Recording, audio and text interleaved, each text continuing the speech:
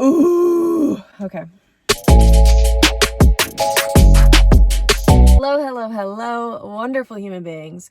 Welcome back to my YouTube channel. And before we get into today's video, I just wanted to let y'all know about the podcast that came out this week. I actually did a podcast with my mentor, Arlen Moore. He's the founder of Maxi and 8am. And he's just a really overall cool dude. And he's helped me tremendously. His content has throughout the years, and especially since investing in myself and his mentoring program. It's top tier stuff. Okay, you guys. So you can head on over to Vulnerable with Lex, Apple Podcasts, Spotify. I have all the good stuff down in the description, and you can hear him speak on how he strengthened the relationship within himself and how that's helped him both personally and professionally. So go check it out. And I don't know what that was. What is this? I don't do that in regular life. And let's get into the video because she's a good one, folks. Okay, so we stopped and got Starbucks. I got a iced chai tea latte with oat milk. You got a matcha latte, hot matcha latte.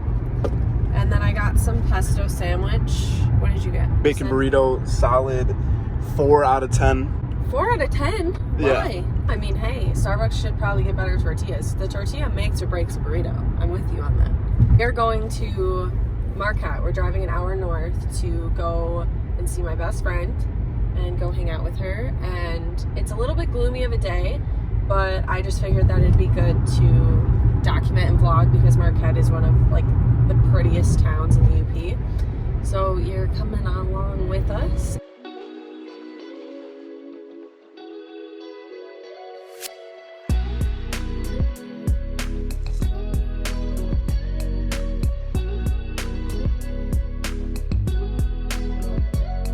We made it to Marquette. The drive is nothing these days. We're down at the lower harbor. We're going to go see a Katie. She's bartending right now. We're gonna go grab something to eat and everything while she finishes up her shift.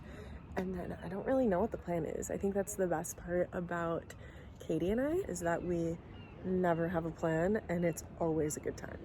So it's really, really cloudy. The fog looks really good. I'm gonna try to get some shots of it. And we're gonna take some pictures. You talking to me? Yeah.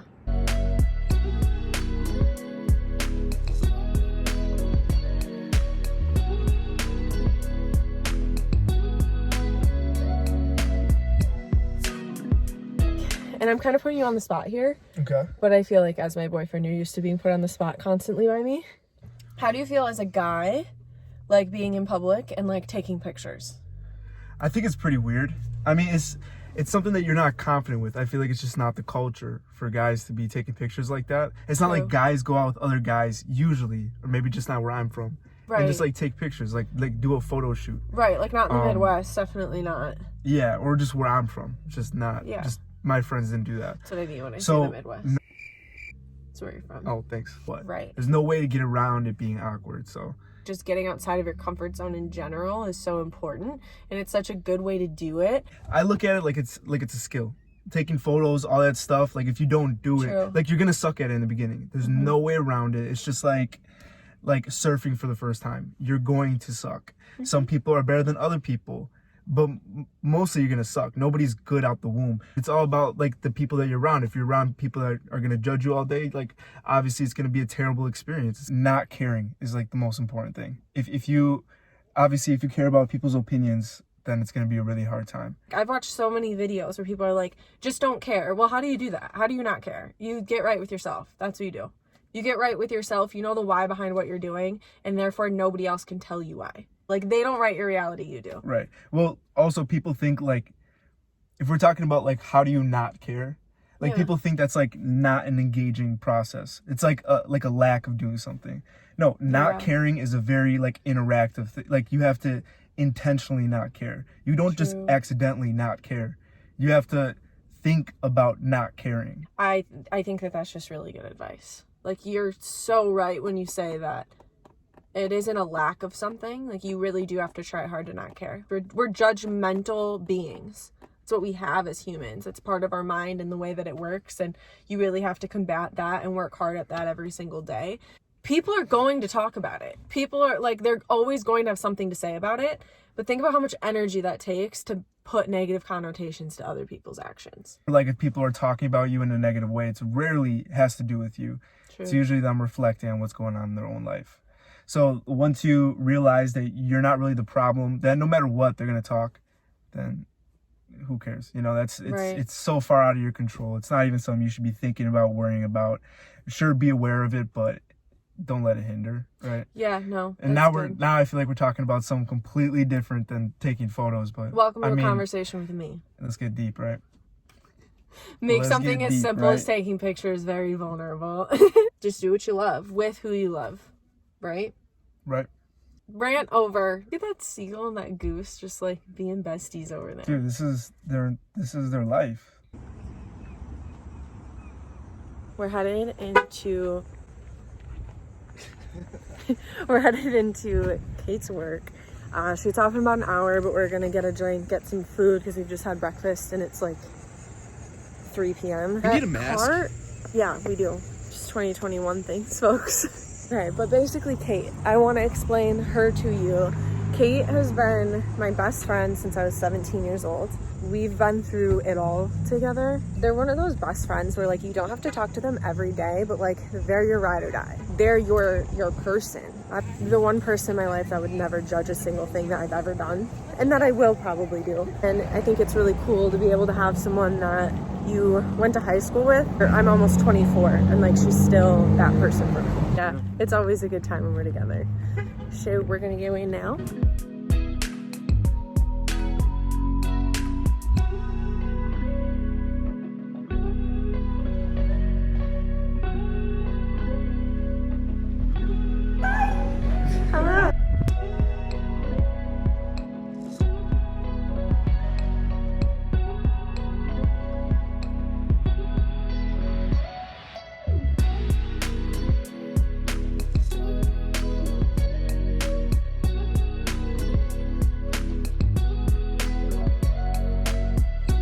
This is Kate. Kate, say hi to the vlog. Hi, vlog. There's Justin. Squad. I just don't want my shoes to get wet. You know, the new vlogger. Can you watch where you're walking? These were literally the worst possible shoes to wear to walk anywhere up here. We did it. Are you we having survived. Fun? Are you having fun? I'm having so much fun. This Good. is the time of my life. Oh wow, that wasn't sarcastic at all.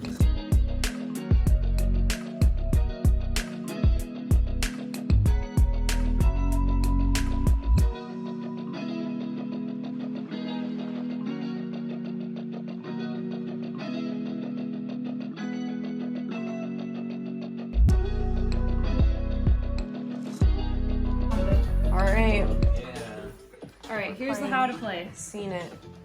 Why it's never played. Just stop yawning during my video. Here we go. Pay attention, everybody.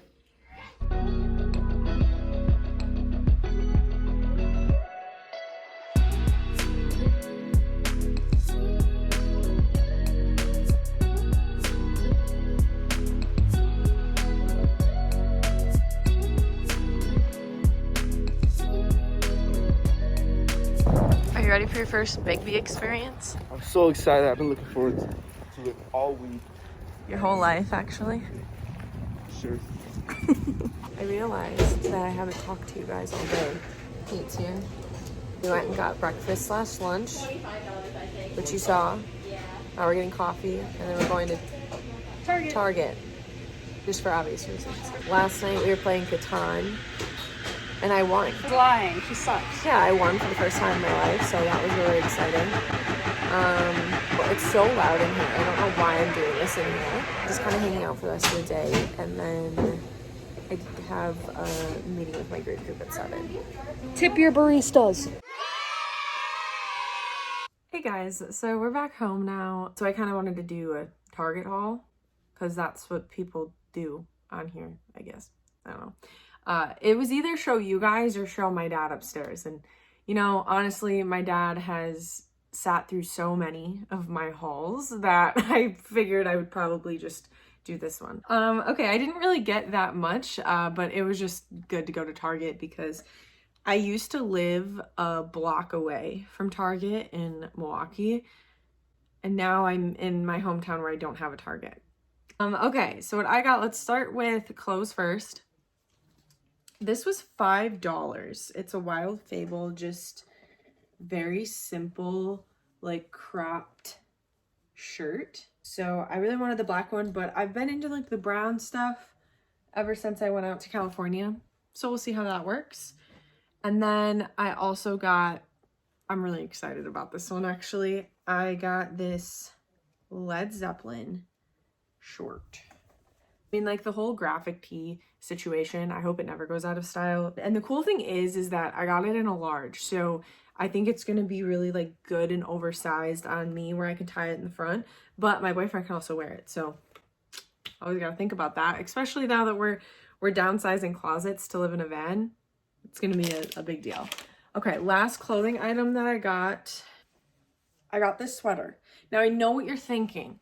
Lex, it's April. I know, okay, I know, and I am so into sweaters. I just love sweaters so much. So when I saw this, I'm like,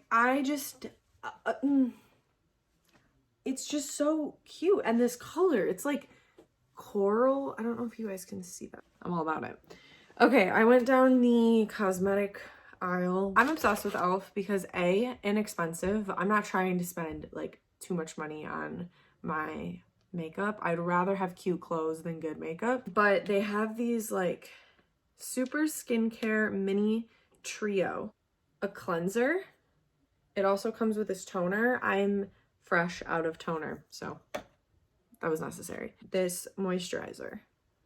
And I think they're just good size. I'm obsessed with mini things because I feel like I don't use full size of things ever. So I like to get the mini ones, and it just comes in a cool bag. And like I have one bag full of all the makeup and skincare that I own. So everything fits in there, and I just like that.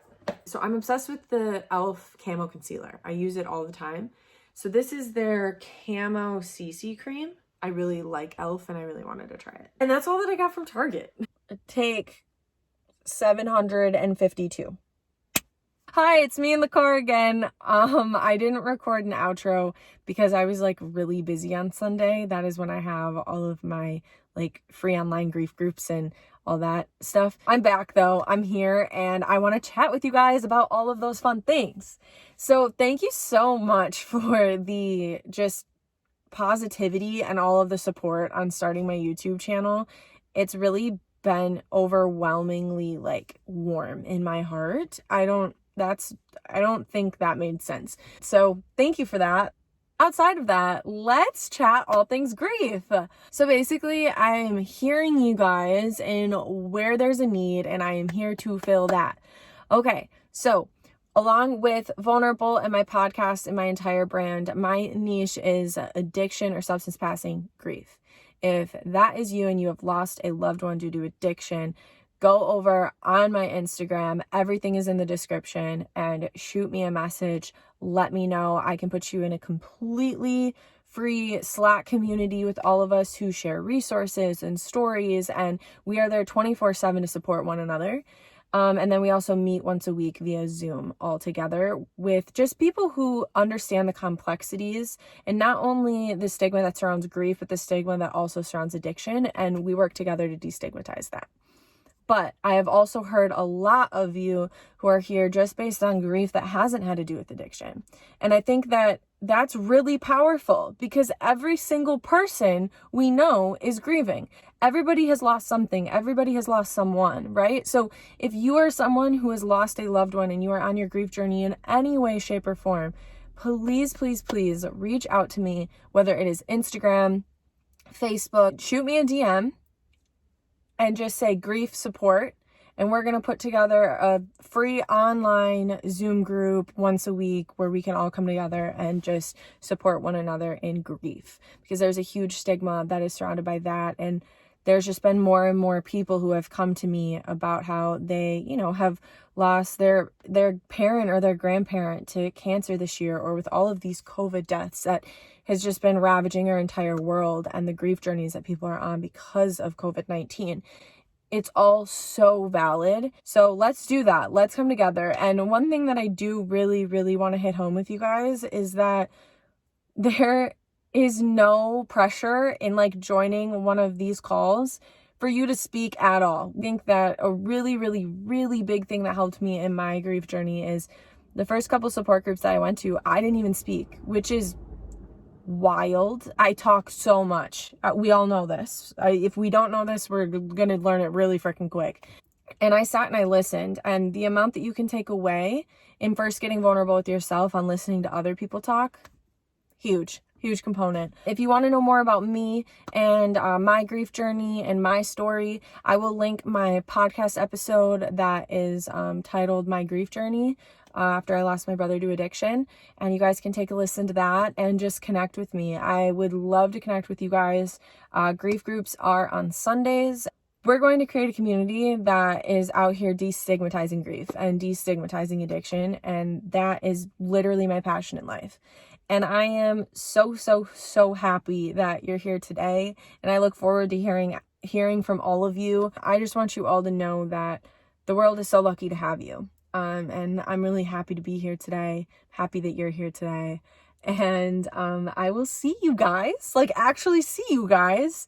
I will see you guys on Sunday. And go check out the latest podcast episode with Arlen.